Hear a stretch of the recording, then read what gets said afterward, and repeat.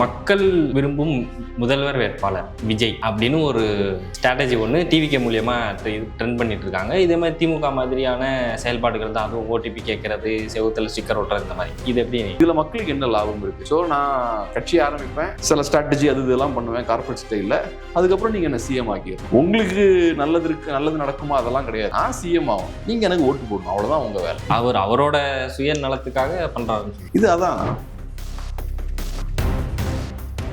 இப்போ அவர் கட்சியிலேருந்து வெளியே போகிறவங்களாம் என்ன சொல்கிறாங்க, நாங்கள் அவரோட 1.5 வருஷம் ட்ராவல் பண்ணுறோம், இது வரைக்கும் அவரை நாங்கள் பார்த்ததே இல்லை. உங்கள் கட்சியில் பொறுப்பில் இருக்கக்கூடியவங்க, பேச்சாளர்களாக இருக்கக்கூடியவங்க உங்களை இது வரைக்கும் பார்த்ததே கிடையாது. நீங்கள் மக்களோட மக்களாக சேர்ந்து இருக்க போகிறீங்க, அண்ணா சொன்ன மாதிரி. இதை நம்ம நம்பணும். உண்மையில் இப்போ ஒரு ஆணவ கொலை ஒன்று நடந்துச்சு, அதுக்கு அவர் எந்த ஒரு கண்டனமே தெரிவிக்கல. அதை குறித்து ஆதவர்ஜுனா கிட்ட பத்திரிகையாளர் கேட்கும்போது எல்லாத்துக்குமே தலைவர் கண்டனம் தெரிவிக்கணும்னு ஒன்றும் இல்லை, வேற யார் தெரிவிப்பாங்களா?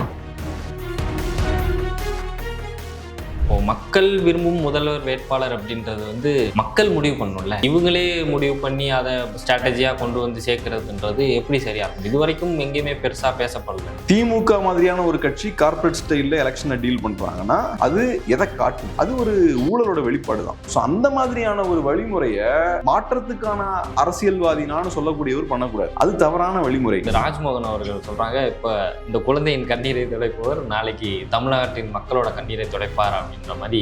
இது ஒரு தனி மனித புகழ்ச்சி தானே. இதை இப்படியே ரன் பண்ணி, நம்ம பல இப்போ 2 கட்சிகள் இருக்கு, 2 கட்சிகளுமே இது இருக்கு. இந்த மாதிரி திருப்பியும் தமிழ்நாட்டுக்குள்ள வர்றதுன்றது இது எப்படி மாற்றத்துக்கான வழியா? இப்ப இருக்கக்கூடிய 2 கட்சிகளை விட இது மோசம் நான் பாக்குறேன். நீங்க லீடர்ஷிப்பை உருவாக்குறீங்க, நீங்க கொள்கை கோட்பாட்டோட செயல்படுறீங்கன்னா ஓகே, உங்க பின்னாடி நம்ம வரலாம். நான் எதுவுமே இல்லாம நான் மட்டும்தான், கடவுள் தான் அப்படி இருக்க முடியும். கடவுள் நினைச்சாருன்னா அப்படியே கையை அப்படி வச்சு எல்லாத்தையும் மாத்திரலாம். ஒரு கடவுள் இல்ல, ஒரு மனிதர் எல்லாத்தையும் பண்ணுவார். நீங்க நினைக்கிறது எப்படி கரெக்டா இருக்கும்? ரொம்ப கான்சியஸா அவரோட அந்த பிராண்ட் இமேஜை மெயின்டைன் பண்றாரு. ஸ்டேஜுக்கு பேசும்போதும் பாருங்களேன், அவரு நார்மல் தலைவர் மாதிரி பேசல. இன்ஃபேக்ட் நார்மல் தலைவர்னு விடுங்க, நார்மலான ஆள் மாதிரி பேசல. அவர் ஒரு மாதிரி சினிமா பாணியில தான் பேசினார். ஆர்டிஃபிஷியலா சாட்ஜிபிட்டில எப்படி ப்ராம்ப்ட் போட்டா ஒன்று வருமோ அது மாதிரி. இப்போ இந்த மாதிரி வெளியே பெரிய பெரிய போராட்டங்களை அவர் கையில் எடுக்காததுக்கு காரணம் கைதுக்கு விஜய் ஒத்து வர மாட்டார். கைது ஏன்னா இப்போ சொகுசாவே இருந்துட்டனால ஜெயிலெலாம் அவரால் தாங்க முடியாதுன்ற மாதிரி ஒரு டாக் இருக்கு. அது எப்படி பார்க்குறீங்க? இப்போ சீமான் அவர்கள் ஸ்டார் கிடையாது, அவர் ஒரு சாமானிய மனிதனா தான் அவர் இருக்க. எல்லா இடத்துக்கும் டக்குன்னு அவர் இறங்கி போயிடுவார். விஜய் அவர்கள் அப்படி சாமானிய மனிதரா ஆனா அவருக்கு அது பிரச்சனை. அவருக்கு ஒரு பெரிய பிராண்ட் இருக்கு, ஒரு மார்க்கெட் வேல்யூ இருக்கு, அது காலி ஆயிடும். இந்த மாதிரி ஸ்டார் மக்கள் மத்தியில வரமாட்டாங்க அப்படின்னா அதுவும் சினிமாவிலே இருக்கலாமே, ஏன் அரசியல் தெரியல. இப்போதைக்கு பார்க்கும்போது விஜயோட அரசியல் வருகையால திமுகவுக்கு தான் லாபம் இருக்கு. அதுதான் அவங்களோட திட்டமும் அப்படின்றது என்னோட நம்பிக்கை. இது யதார்த்தமா நடக்கும். இது ரூமரா என்னன்னு தெரியல, ஆனா அப்படி ஒரு நியூஸ் வெளியே வந்துட்டு இருக்கு. விஜய் திரும்பியும் கதை கேட்க ஆரம்பிச்சிருக்காரு. இது இல்லாம அடுத்தடுத்து படங்களுக்கான கதைகள் கேட்க ஆரம்பிச்சிருக்காரு அப்படின்ற மாதிரி ஒரு டாக் இருக்கு. பொதுக்கூட்டம், மக்கள் பிரச்சனைகள், இந்த போராட்டத்தை எப்படி நடத்தலாம், அந்த போராட்டத்தை எப்படி நடத்தலாம், கட்சி தொண்டர்களோட டெய்லி ஒரு மீட்டிங், நீங்க அந்த பிரச்சனையை நீங்க கையில் எடுங்க, இந்த பிரச்சனையை நீங்க கையில் எடுங்க, நாளைக்கே நான் இதை பண்றேன், இப்படி ஏதாவது பேசிட்டு இருப்பாங்கன்னு நினைக்கிறீங்களா? இதுக்கான வாய்ப்புகள் ரொம்ப கம்மி இல்லை. அப்ப எது பண்ணுவதற்கான வாய்ப்புகள் அதிகம்? பாடம். FT பாலிடிக்ஸ் நேயர்களுக்கு வணக்கம். இன்னைக்கு நம்ம கூட பேசுறதுக்கு கேப்ரியல் சார் இருக்காங்க, வாங்க பேசலாம். வணக்கம். வணக்கம். எப்படி இருக்கீங்க? நல்லா இருக்கேன், நீங்க எப்படி இருக்கீங்க? நான் ரொம்ப நல்லா இருக்கேன். இப்போ மக்கள் விரும்பும் முதல்வர் வேட்பாளர் விஜய் அப்படின்னு ஒரு ஸ்ட்ராட்டஜி ஒன்று டிவிகே மூலியமா ட்ரெண்ட் பண்ணிட்டு இருக்காங்க. இதே மாதிரி திமுக மாதிரியான செயல்பாடுகள் தான், அதுவும் ஓடிபி கேட்கறது, செவுத்துல ஸ்டிக்கர் ஒட்டுறது, இந்த மாதிரி. இது எப்படி நீங்க சொன்னது போல திமுகவோட ஸ்ட்ராட்டஜி மாதிரி தான் இருக்கு. திமுகன்றதை விட மற்ற ட்ரெடிஷ்னல் பார்ட்டிஸ் இருப்பாங்க இல்லையா, அவங்களோட ஸ்ட்ராட்டஜிஸை தான் அவங்க யூஸ் பண்றாங்க. இப்போ ஐடியா என்ன? டிவிகேன்ற புது கட்சி வருவதற்கான தேவையே என்னன்னா, இங்க ஒரு மாற்றம் வேணும் அப்படின்றதுக்காக தான் நீங்க ஒரு புது கட்சி ஆரம்பிக்கிறீங்க. ஆனா நீங்க செய்யக்கூடிய விஷயங்கள்லாம் பார்த்தா இதுக்கு முன்னாடி இருக்கக்கூடிய கட்சிகள் செய்த அதே விஷயத்த அதே பாணியில நீங்க பண்றீங்க. புது புது ஸ்ட்ராட்டஜிகளை போடுறது, இந்த மாதிரி கேம்பெயின் ரன் பண்றது, எல்லாமே ஒரு மாதிரி ஒரு கார்பரேட் ஸ்டைல்ல நீங்க அரசியலை பண்றீங்க. ஆக்சுவலா ஒரு புது கட்சிட்டு இருந்து மக்கள் என்ன எதிர்பார்ப்பாங்க? அந்த கட்சி களத்துக்கு வரணும், மக்களோட சேர்ந்து நிற்கணும், போராட்டங்கள் நடத்தணும், மக்கள் பிரச்சனைகளை பேசணும், அதுதான் மக்கள் எதிர்பார்ப்பாங்க. அதுக்குதான் நீங்க ஒரு கட்சியும் ஆரம்பிக்கிறீங்க. ஆனா நீங்க கட்சியை ஆரம்பிச்சதுக்கு அப்புறம் எப்படி பண்றீங்க? நிறைய ஸ்ட்ராட்டஜிஸ்ட்களை உள்ள இறக்குறீங்க. பெரிய பெரிய ஸ்ட்ராட்டஜிஸ்ட்கள்லாம் உங்ககிட்ட இருக்காங்க. அப்புறம் இந்த மாதிரி ஒரு கார்பரேட் ஸ்டைலில் கேம்பெயின்ஸ்லாம் ரன் பண்ணுறீங்க. ஆனால் களத்துக்கு நீங்கள் வரவே மாட்டேங்கிறீங்க. ஸோ இந்த மாதிரியான அரசியல்ல பெரிய பிரயோஜனம் கிடையாது. ஏன்னா உங்ககிட்ட அரசியலே இல்லை. அரசியலே இல்லாம நீங்க மெம்பர்ஷிப்பை நான் இன்க்ரீஸ் பண்ண போறோம், 2 கோடி பேரை சேர்க்க போறோம். நீங்க 2 கோடி பேரை சேர்க்கிறீங்கன்னா அதுக்கு ஒரு தேவை இருக்கணும்ல. எதுக்காக 2 கோடி பேரை சேர்க்கிறீங்க? 2 கோடி பேரை சேர்த்ததுக்கு அப்புறம் நீங்க என்ன பண்ண போறீங்கன்ற கேள்வி இருக்கு. ஸோ நீங்க ஒரு ஐடியாலஜி, ஒரு சித்தாந்தம், ஒரு கொள்கை இதெல்லாம் இருந்ததுன்னா அதை அடிப்படையா வச்சு நீங்க 2 கோடி பேரை சேர்ப்பீங்க. அதுக்கப்புறம் அவங்களெல்லாம் சேர்த்ததுக்கு அப்புறம் அந்த கொள்கை, சித்தாந்தம் இது சார்ந்து செயல்பாட்டுல இறங்குவீங்க. மக்கள் பிரச்சனைகளை கையில் எடுத்து நீங்க போராட்டங்கள், அது இது நிறைய விஷயங்கள் பண்ணுவீங்க. ஆனா உங்ககிட்ட கொள்கை சித்தாந்தம் எதுவும் இல்லை. விஜய் அப்படின்ற ஒரு நடிகருக்காக ஒரு நிறைய பேர் வந்து மெம்பரா சேர்றாங்க. மெம்பரா சேர்ந்ததுக்கு அப்புறம் ஒன்றும் பண்ண மாட்டேங்கிறாங்க. ஏன்னா நீங்க ஒன்றும் பண்ண மாட்டேங்கிறீங்க. இதுல மக்களுக்கு என்ன லாபம் இருக்கு? ஸோ நான் கட்சி ஆரம்பிப்பேன், சில ஸ்ட்ராட்டஜி அது இதெல்லாம் பண்ணுவேன் கார்பரேட் ஸ்டைலில், அதுக்கப்புறம் நீங்கள் என்ன சிஎம் ஆக்கிடணும். உங்களுக்கு நல்லது நடக்குமா? அதெல்லாம் கிடையாது. நான் சிஎம் ஆகும், நீங்கள் எனக்கு ஓட்டு போடணும், அவ்வளோதான் உங்கள் வேலை. அவரோட சுய நலத்துக்காக பண்ணுறாருன்னு சொல்றீங்க. இது அதான். இப்போ ஒரு அரசியல்வாதி அரசியலுக்கு வராருன்னா அவரோட நோக்கம் என்னவா இருக்கும்னா மக்களுக்கு நல்லது பண்ணணும், சொசைட்டியில் சில மாற்றங்களை ஏற்படுத்தணும் அப்படின்றது தான் அவரோட நோக்கமாக இருக்கணும். இங்கே வெறுமனே நான் அரசியலுக்கு வருவதே நான் சிஎம் ஆகிறதுக்கு தான் அப்படின்ற ஒரு ஸ்டைலில் தான் அவர் அரசியல் பண்ணுறாரு. பொதுவாக சாதாரண அரசியல்வாதிகள்லாம் அவங்களுக்கும் அந்த எண்ணம் இருக்கும். ஆனால் குறைந்தபட்சம் ஏதாவது அரசியல் செயல்பாடுகளில் ஈடுபடுவாங்க.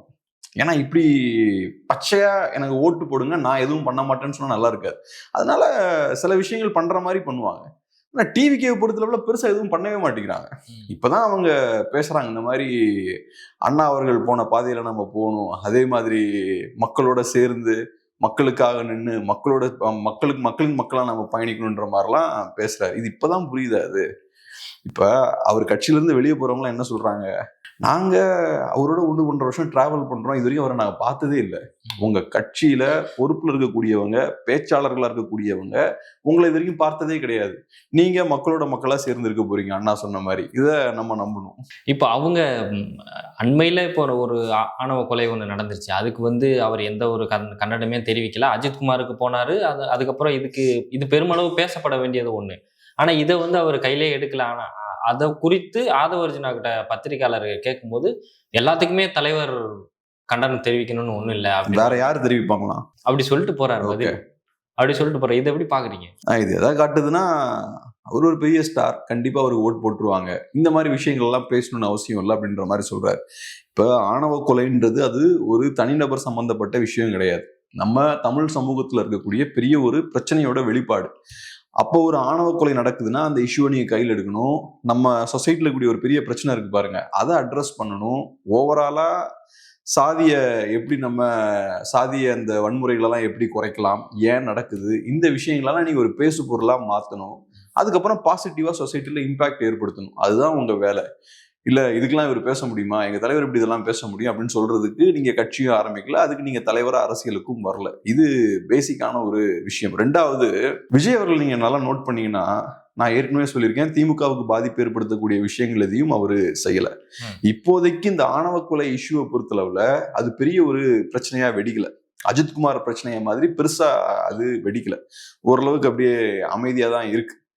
ஸோ இப்போ விஜய் வந்து அதை பேசினார்னா அது பெரிய ஒரு பேசு பொருளாக மாறிடும். அது திமுகவுக்கு ஆபத்து. ஸோ விஜய் இப்போ குவைட்டா உட்காந்து வேடிக்கை பார்த்துட்டு இருக்கார்.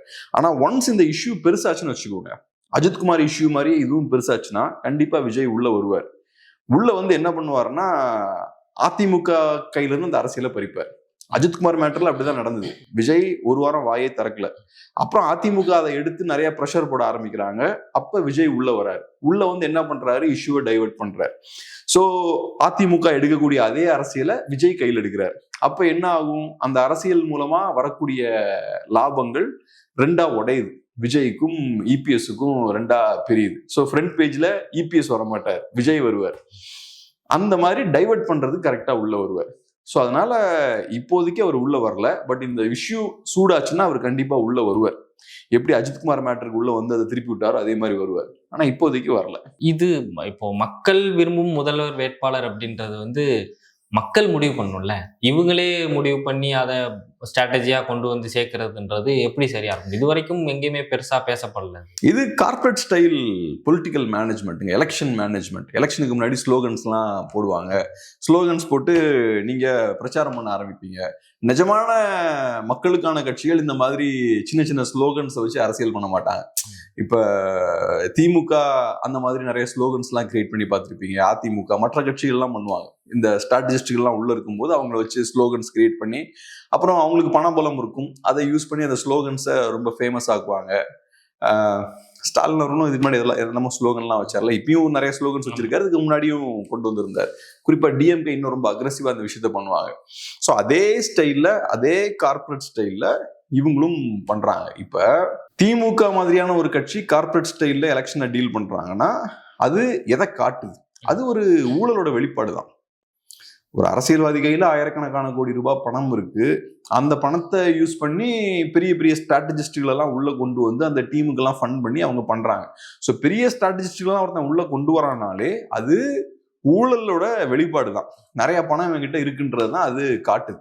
ஸோ அந்த மாதிரியான ஒரு வழிமுறைய மாற்றத்துக்கான அரசியல்வாதினான்னு சொல்லக்கூடியவர் பண்ணக்கூடாது. அது தவறான வழிமுறை. நீங்க வேற மாதிரியான அப்ரோச்சை கையில் எடுக்கணும். நீங்க மக்கள்கிட்ட போகணும், மக்களுக்காக பேசணும், நீங்க இஷ்யூஸை பேசணும். இந்த மாதிரி ஸ்லோகன்ஸ் வச்சு கேம்பெயின் ரன் பண்றது, இந்த மாதிரியான கார்ப்பரேட் ஸ்டைல் பொலிட்டிக்ஸ் ஒரு மாற்று அரசியல் பேசுறவருக்கு அழகு கிடையாது. இது காட்டக்கூடிய விஷயம் என்னன்னா, நீங்க அவங்கள விட எந்த வகையிலும் வித்தியாசம் இல்லை, நீங்களும் ஏறக்குறைய அந்த இப்ப இருக்கக்கூடிய கட்சிகள் மாதிரி தான் நீங்களும் இருக்கீங்கன்றதான் காட்டுது. இப்ப நேத்து அந்த மீட்டிங்ல பேசும்போது ராஜ்மோகன் அவர்கள் சொல்றாங்க, இப்ப இந்த குழந்தையின் கண்ணீரை துடைப்பவர் நாளைக்கு தமிழ்நாட்டின் மக்களோட கண்ணீரை துடைப்பார் அப்படின்ற மாதிரி. இது ஒரு தனி மனித புகழ்ச்சி தானே. இதை இப்படியே ரன் பண்ணி, ஏன்னா நம்ம இப்போ 2 கட்சிகள் இருக்கு, 2 கட்சிகள்லுமே இது இருக்கு. இந்த மாதிரி திருப்பியும் தமிழ்நாட்டுக்குள்ள வர்றதுன்றது இது எப்படி மாற்றத்துக்கான வழியா இருக்கும்? இப்ப இருக்கக்கூடிய 2 கட்சிகளை விட இது மோசம்னு நான் பாக்குறேன். ஏன்னா இப்ப கொள்கை சித்தாந்தம் கிடையாது, அரசியல் செயல்பாடுகள் கிடையாது, விஜயை தவிர்த்து வேற எந்த தலைவர்களும் கிடையாது, செகண்டரி லெவல் லீடர்ஷிப்பும் கிடையாது. விஜய் இல்லைன்னா அந்த கட்சி ஒன்றும் கிடையாது. ஸோ விஜய் அப்படின்ற ஒரு இண்டிவிஜுவல் மட்டும்தான் அங்க களத்துல இருக்காரு. திமுக அதிமுக அப்படி கிடையாது. அதிமுக நிறைய தலைவர்கள் இருக்காங்க. இபிஎஸ்ஸை விட அதிமுகன்ற கட்சி பலம் வாய்ந்தது. இபிஎஸ் இல்லைனாலும் அதிமுக இருக்கும். அதே மாதிரி ஸ்டாலின் அவர்கள் இல்லைனாலும் திமுகன்ற கட்சி இருக்கும். ஏன்னா இதெல்லாம் ஸ்தாபனங்கள், இன்ஸ்டிடியூஷன்ஸ். இதெல்லாம் இந்த தலைவர்கள் நம்பி இன்ஸ்டிடியூஷன் கிடையாது. தலைவர்கள் இல்லைனாலும் இன்ஸ்டிடியூஷன் இருக்கும். ஆனா இங்க விஜய் அப்படின்ற இண்டிவிஜுவலை பொறுத்தளவுல அரசியல் கிடையாது, கொள்கை கோட்பாடு கிடையாது, அரசியல் செயல்பாடு கிடையாது, கட்சி அவர் இல்லைன்னா அதுவும் கிடையாது, செகண்டரி லெவல் லீடர்ஷிப்பும் கிடையாது. ஸோ இப்படி எதுவுமே இல்லாம விஜய் அப்படின்ற ஒரே ஒரு மனிதரை மட்டுமே நம்பி, அவரை மட்டுமே சார்ந்து ஒரு கட்சி இருக்கு. இது நமக்கு நல்லதா? ஒரு இண்டிவிஜுவலா புகழ்றதும், அவர் வந்தா எல்லா கண்ணீரையும் சரி பண்ணிடுவாரு, தொடச்சிருவாரு. இப்ப உங்ககிட்ட ஒரு கட்சி இருக்கு, நீங்க லீடர்ஷிப்பை உருவாக்குறீங்க, நீங்க கொள்கை கோட்பாட்டோட செயல்படுறீங்கன்னா ஓகே, உங்க பின்னாடி நம்ம வரலாம். ஆனா எதுவுமே இல்லாம நான் மட்டும்தான், கடவுள் தான் அப்படி இருக்க முடியும். கடவுள் நினைச்சாருன்னா அப்படியே கையை அப்படி வச்சு எல்லாத்தையும் மாத்திடலாம். அப்ப ஒரு கடவுள் இல்லைல்ல. அப்போ ஒரு மனிதர் எல்லாத்தையும் பண்ணுவார் நீங்க நினைக்கிறது எப்படி கரெக்டா இருக்கும்? நேத்து நாங்க ஒரு இன்டர்வியூ பண்ணோம் ஒரு ஜேர்னலிஸ்ட. அவர் சொல்லும்போது சும்மா பேச்சு வழக்குல தான் சொன்னாரு, விஜயோட படம் மட்டும் வருஷத்துக்கு ஒரு வாட்டி வராது, விஜயே வருஷத்துக்கு ஒரு வாட்டி தான் வெளியில வருவாரு அப்படின்ற மாதிரி சொல்லிட்டாரு. ஆக்சுவலா அது உண்மைதான். எப்பயாவது வெளியே வராரு. இப்போ காமராஜர் அவர்களோட இதுக்கு மாலை போட வரும்போது மதியத்துக்கு மேலதான் வெளியே வராரு, மாலை போட்டு எனக்கு என்னன்னு மாலை போட்டு அவர் படுக்க போறாரு. இது பெரிய சர்ச்சையா மாறுது. அது மாறும்போது தான் டக்குன்னு என்டிகே விசஸ் டிவிக்கேன்னு இவங்களே நவுத்தி கொண்டு வராங்க. இந்த மாதிரியான ஸ்ட்ராட்டஜி எல்லாம் எப்படி பாக்குறீங்க? இப்ப விஜய் அப்படின்ற ஒரு ஸ்டாருக்கு இருக்கக்கூடிய ஒரு சிக்கல் என்னன்னா, அவரு தமிழ்நாட்டிலே மிகப்பெரிய ஸ்டார், அவருக்கு பெரிய ஒரு வேல்யூ இருக்கு. ஒரு ஸ்டாரா இருக்கும்போது அவர் பெருசா வெளில வரல. ஏன் வெளில வரல? ஏன்னா அவருக்கு பெரிய இமேஜ் இருக்கு. வெளியில ரெகுலரா வந்துட்டு இருந்தாருன்னா அந்த இமேஜ் டைல்யூட் ஆயிரும். ஒரு சூப்பர் ஸ்டார்னா சும்மா எல்லா ஈவெண்ட்டுக்கும் வர மாட்டாரு, சும்மா நிறைய பேட்டிகள்லாம் கொடுக்க மாட்டாரு. வருஷத்துக்கு ஒரு படம், வருஷத்துக்கு 2 படம். அப்போ லைட்டா வெளில வந்துட்டு அப்படி போயிடுவோம். நான் வெளில எப்பயாவது லைட்டா வரும்போது என் பின்னாடி ஆயிரக்கணக்கான பேர் வருவாங்க. அந்த லெவல்ல தான் இருக்கும். பெருசா நான் வெளில வந்துகிட்டே இருந்தேன்னா என்னோட இமேஜ் டைல்யூட் ஆயிரும். ஏன்னா நான் ஒரு ஸ்டாரா, விஜய் அப்படின்றது ஒரு பிராண்டு, அந்த பிராண்டுக்கு கோடிக்கணக்கான ரூபாய் மதிப்பு உண்டு. எப்படி மைக்கேல் ஜாக்சன்ன்றது ஒரு பிராண்டோ, மைக்கேல் ஜோர்டன் அப்படின்றது ஒரு பிராண்டோ, விஜய் அப்படின்றது ஒரு பெரிய பிராண்டு. நீங்க சும்மா வெளில வந்துகிட்டு இருந்தீங்கன்னா அந்த பிராண்டோட வேல்யூ அடி வாங்கிரும். அதனால உங்க இமேஜ் டைல்யூட் பண்ணாம நீங்க அதை பாதுகாக்கணும்.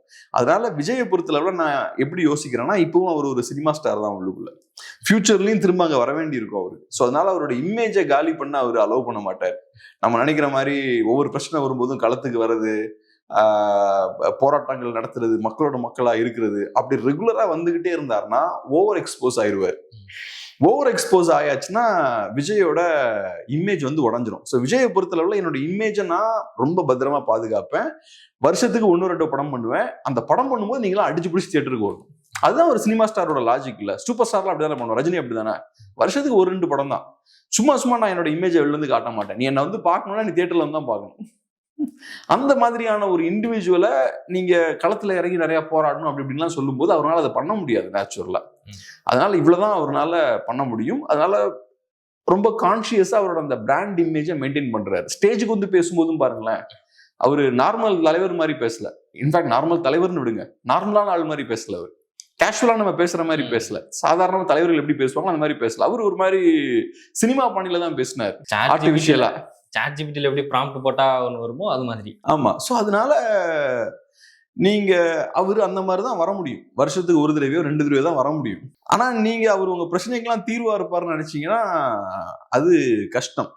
இப்படி வேணா நீங்க நினைச்சுக்கலாம். அவர் வருஷத்துக்கு 1 தடவை 2 தடவை இதுக்கு முன்னாடி படம் பண்ணி உங்களை சந்தோஷப்படுத்தினார்ல, அந்த மாதிரியான சந்தோஷம் எங்களுக்கு போதும்னா அது தாராளமாக நடக்கும். அதுக்கான வாய்ப்பு இருக்கு.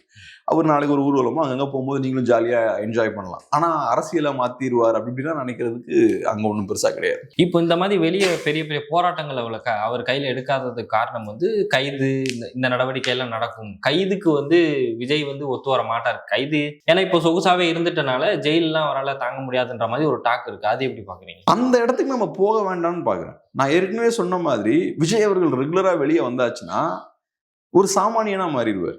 இப்ப சீமான் அவர்கள் ஸ்டார் கிடையாது, அவர் ஒரு சாமானிய மனிதனா தான் அவர் இருக்கார். எல்லா இடத்துக்கும் டக்குன்னு அவர் இறங்கி போயிடுவார். விஜய் அவர்கள் அப்படி சாமானிய மனிதரா ஆனா அவருக்கு அது பிரச்சனை. அவருக்கு ஒரு பெரிய பிராண்ட் இருக்கு, ஒரு மார்க்கெட் வேல்யூ இருக்கு, அது காலி ஆயிரும். சீமான் அவர்களுக்கு அப்படி இழக்கிறதுக்கு ஒன்றும் கிடையாது. அவரு கட்சி ஆர்கனைசேஷன்லாம் இருக்கிறனால அது அவருக்கு பர்சனலா இழக்கிறதுக்கு எதுவும் கிடையாது. விஜய் அவர் ஒரு ஸ்டார். அவர் பாட்டுக்கு டெய்லி வெளில வந்து இந்த மாதிரி போராட்டம் அது இதுன்னு பண்ணிட்டு இருந்தாருன்னா அவரோட இமேஜ் காலி ஆயிரும். அது ஒரு பெரிய ஒரு சிக்கல். ஸோ அதனால அவர் கண்டிப்பா எனக்கு தெரிஞ்ச ஸ்டார்டிங்ல இருந்து அவர் வெளில வருவதற்கான வாய்ப்பெல்லாம் பெருசா கிடையாது. 2வது சீரியஸான பொலிட்டிஷியனாவே எனக்கு தெரியல. கமல்ஹாசனும் அதே மாதிரி தான் சீரியஸான பொலிட்டிஷியன் கிடையாது. ஸ்டார்டிங்ல இருந்தே சீரியஸ் பொலிட்டிஷியன் கிடையாது. பட் அவருக்கு ஏகப்பட்ட மீடியா ஹைப் கொடுத்தாங்க. மீடியா ஹைப் கொடுத்து 3-4% ஓட்ஸ் வந்து அவர் பிரிச்சார். எல்லாம் anti DMK votes, ADMK votes அவர் பிரிச்சார். அதுக்கப்புறம் 2 எலெக்ஷன்ல இந்த வேலையை பண்ணாரு. அதுக்கப்புறம் காணாம போயிட்டார். இவரும் அதே மாதிரி தான். இப்ப விஜயகாந்துக்கும் கமல்ஹாசனுக்கும் நிறைய டிஃபரன்ஸ் இருக்கு. விஜயகாந்த் வந்து சினிமாக்காரர் தான், ஆனா சீரியஸான பொலிட்டிஷியன். அதனால நம்ம விஜயகாந்த் பெருசா விமர்சிக்கிறது இல்லை. அவரோட அரசியல்ல நமக்கு விமர்சனம் இருக்கலாம், அதெல்லாம் செகண்டரி. அவர் சினிமா துறையில இருந்து வரலாம், அது எந்த துறையில இருந்து வரலாம். டென்டிஸ்டும் வரலாம், டாக்டரும் வரலாம், ஒரு சயின்டிஸ்டும் வரலாம், அதுல பிரச்சனை இல்லை. ஆனா விஜயகாந்த் வந்து சீரியஸ் பொலிட்டிஷியனா இருந்தார். பட் இவங்க கமல்ஹாசனும் விஜயும் ரஜினியும் இவங்கெல்லாம் சீரியஸ் பொலிட்டிஷியன்ஸ் கிடையாது.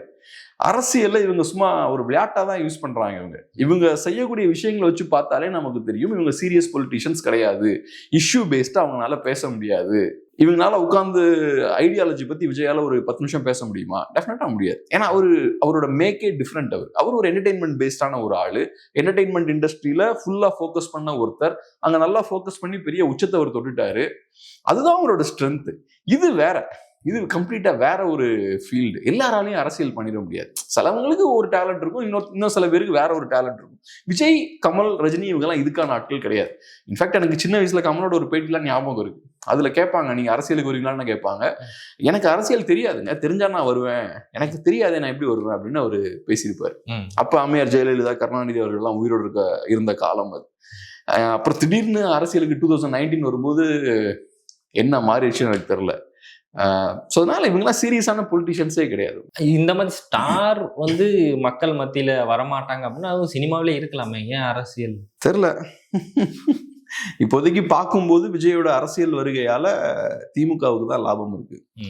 திமுக எதிர்ப்பு வாக்குகளை அவரு உடைக்க போறாரு. அவரோட அரசியல் பாத்தீங்கன்னா திமுக எதிர்ப்பு அரசியலை கையில் எடுக்கிறாரு. அப்ப நேச்சுரலா அது யாரோட அரசியல்? அதிமுகவோட அரசியல். அதிமுகவோட அரசியல் அவன் கையில இருந்து பறிக்கிறாரு. அப்ப அதிமுகவோட ஓட்ஸ் தான் உடையும். அதுதான் அவங்களோட திட்டமும் அப்படின்றது என்னோட நம்பிக்கை. இது யதார்த்தமா நடக்கல. இப்போ இது ரூமரா என்னன்னு தெரியல, ஆனா இப்படி ஒரு நியூஸ் வந்து வெளியே வந்துட்டு இருக்கு.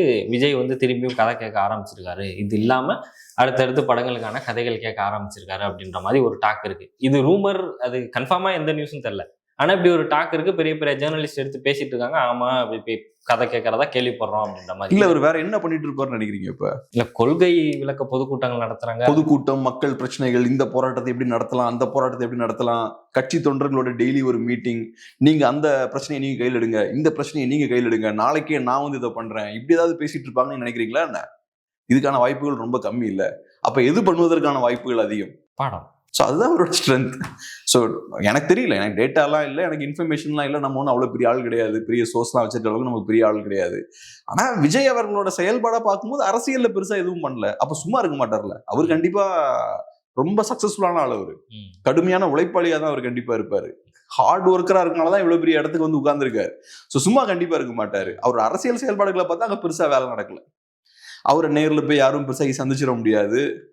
ஸோ பெரிய அரசியல் ரீதியாக அவர் செயல்படலாம். அப்போ வேற ஏதோ செஞ்சுட்டு தானே இருக்கணும், சும்மா இருக்க மாட்டார்ல. பல கேள்விகளுக்கு மிக அருமையான பதில் கொடுத்துருக்கீங்க. ரொம்ப நன்றி. நன்றி.